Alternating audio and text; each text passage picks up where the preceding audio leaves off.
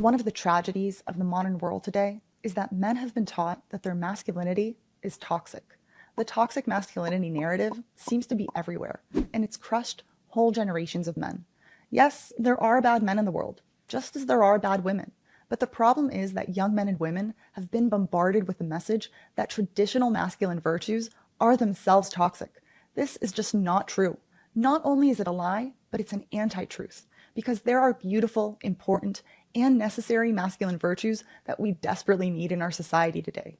I'm here to tell you, your masculinity is not toxic. Your ambition is not toxic. In this video, I'm going to go through the vicious lies of toxic masculinity and their devastating consequences.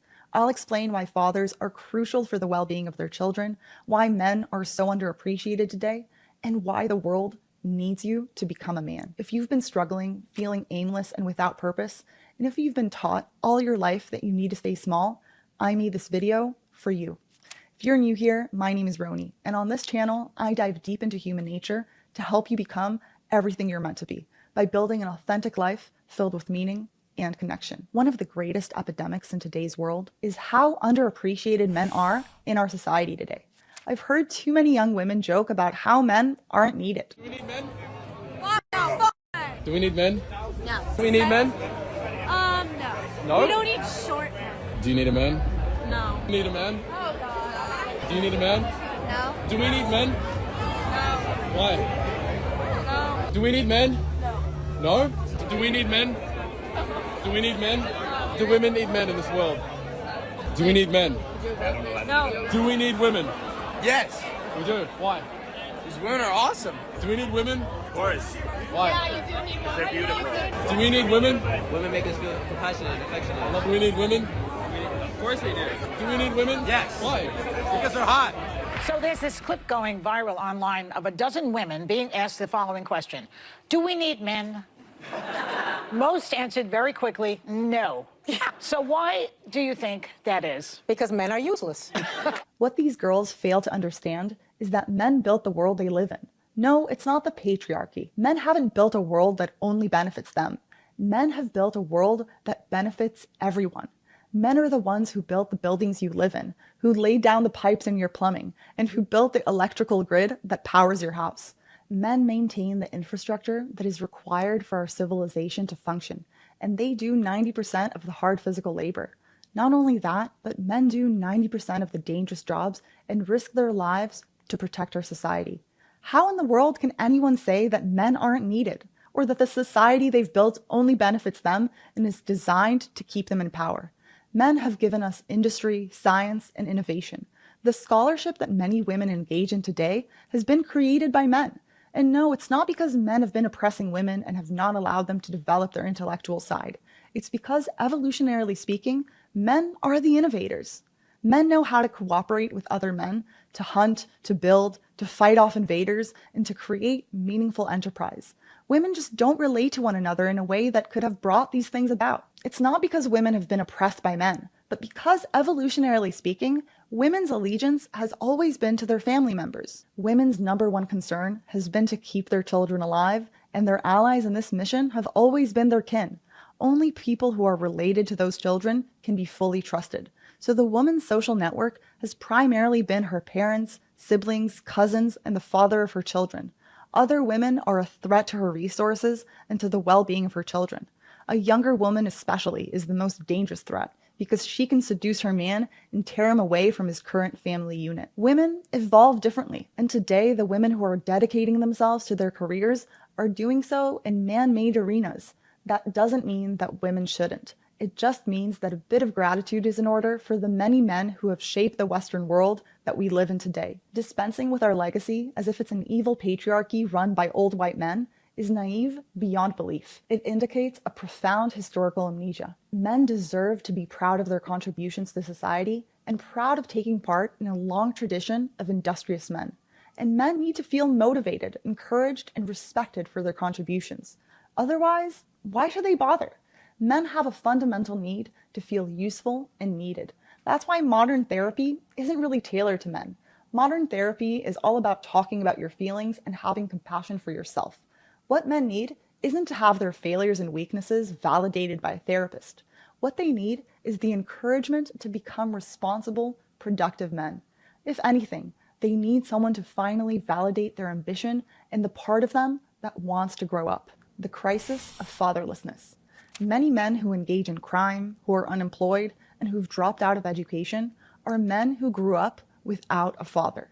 One of the things that outrages me is that fathers have been labeled as unnecessary, as superfluous.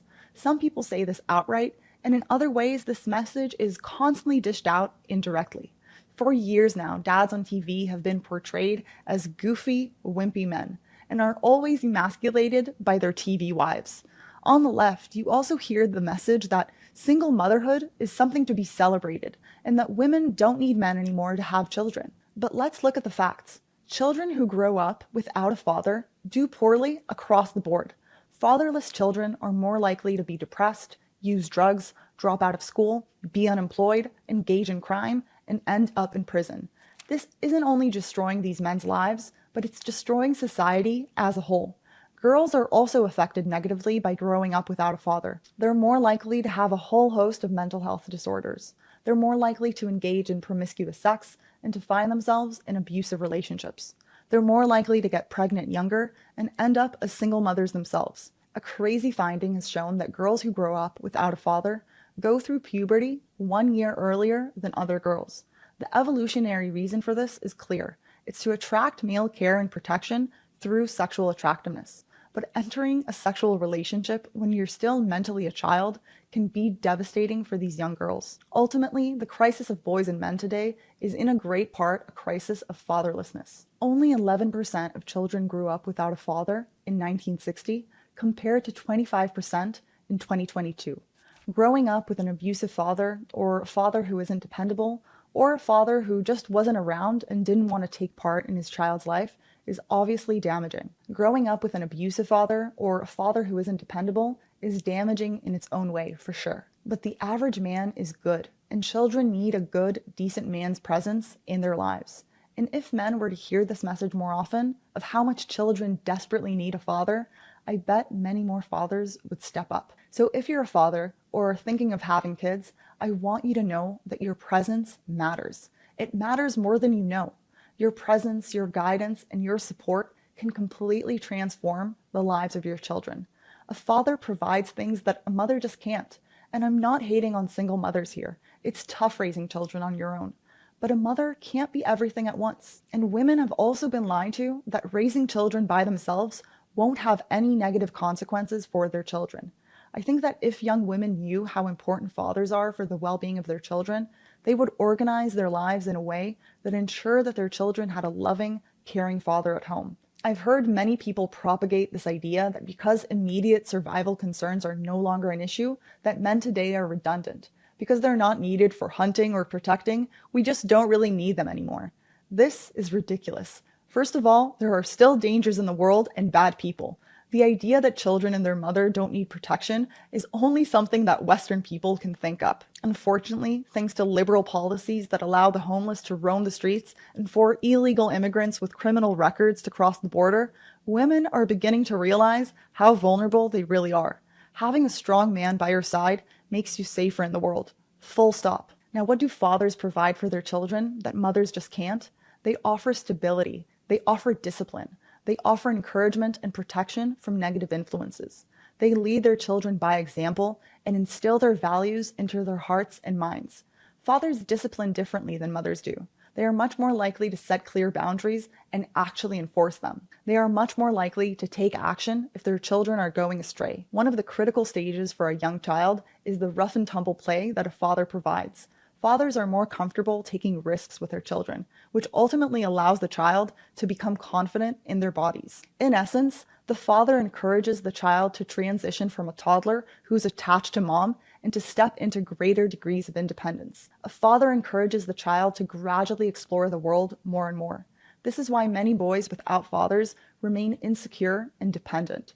The slang mama's boy is created exactly by this dynamic. Mothers have a much harder time of letting their children go and encouraging their independence.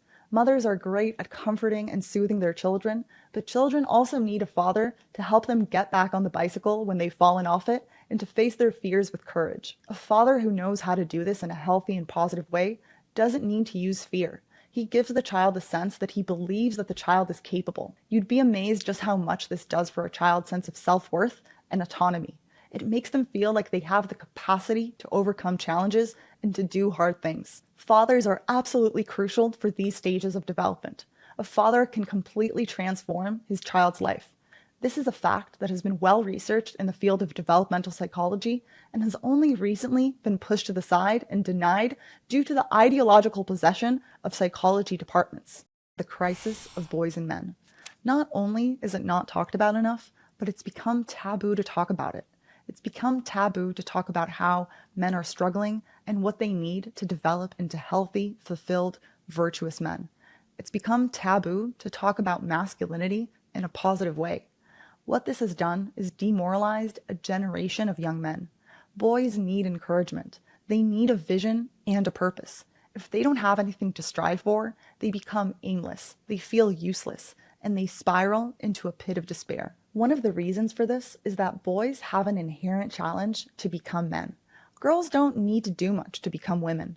Girls become women through the forces of nature unfolding within them. But for boys, the transition to manhood is inherently a cultural one. As Camille Paglia said in her book, Sexual Personae, no woman has to prove herself a woman in the grim way a man has to prove himself a man.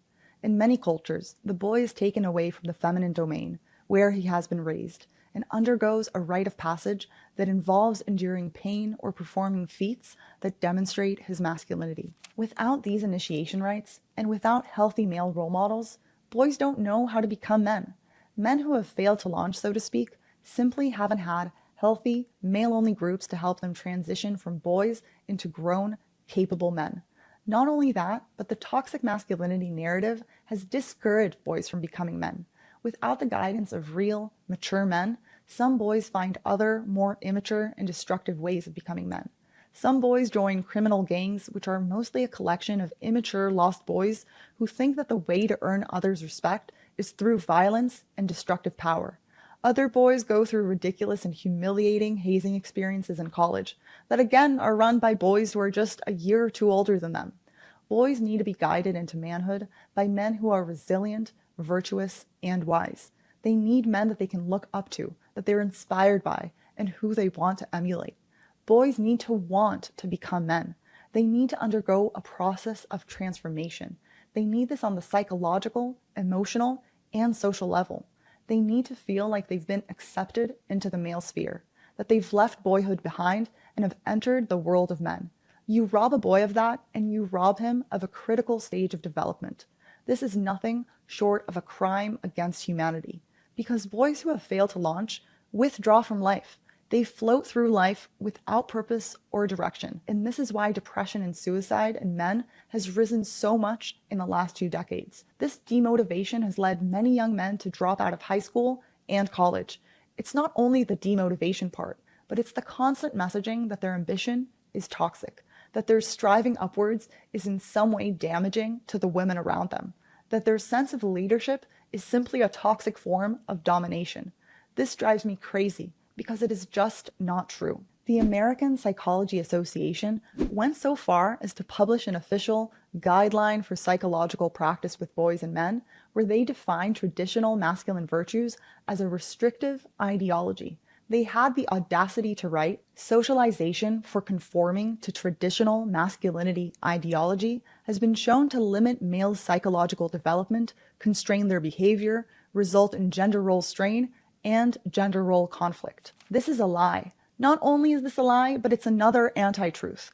What limits male psychological development is a lack of healthy male role models, constantly telling them that they're not in touch with their feelings enough and discouraging them from ever growing up and developing any classically masculine traits. This is one of the many reasons I left academia. Many psychology departments, unfortunately, are possessed by a woke ideology where they believe that traditional masculinity is evil and work constantly to demoralize and emasculate young men. Now, why has it become taboo to talk about how much men are struggling today? The usual example that feminists give is that most positions of power are occupied by men. What they fail to realize is the extremity pattern. The distribution of men's social status is more variable than that of women. So what this means is, while the people who are at the top are mostly men, so too are the people who are at the bottom mostly men. That's why 93% of all incarcerated people are men. That's why so many men are unemployed today. That's why 60% of all homeless are men. And that's why many men are checking out of life or ending their life altogether. This is a tragedy not only for these men, but for society as a whole. Because I'm here to tell you that men are needed, even if all your life you've been told otherwise. And this leads us to another grim truth. The world needs you to become everything you're meant to be. Because when you improve yourself, you improve the lives of those around you. You become someone others can depend on. You become the solid foundation upon which your family can be built. You become the rock that provides your woman with the security she needs to thrive and be a good wife and mother. And most importantly, by developing yourself, you improve the world you live in. You become a positive force in your community.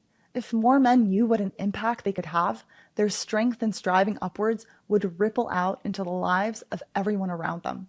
Stop listening to anyone who tells you different, because ultimately, the world needs you to become everything you're meant to be. Read books, take care of your health, become physically formidable, plan your career and future, cultivate healthy relationships with those around you, and extend help to your friends and family so they learn they can depend on you. Be proud that you are a man. In Judaism, men begin their morning prayers with this: "Blessed are you, Lord our God, ruler of the universe, who has not created me, a woman." Feminists would certainly be outraged if they knew this. And let me tell you, I'm perfectly happy being a woman. And I understand that one of the reasons for this prayer is that being a man is hard.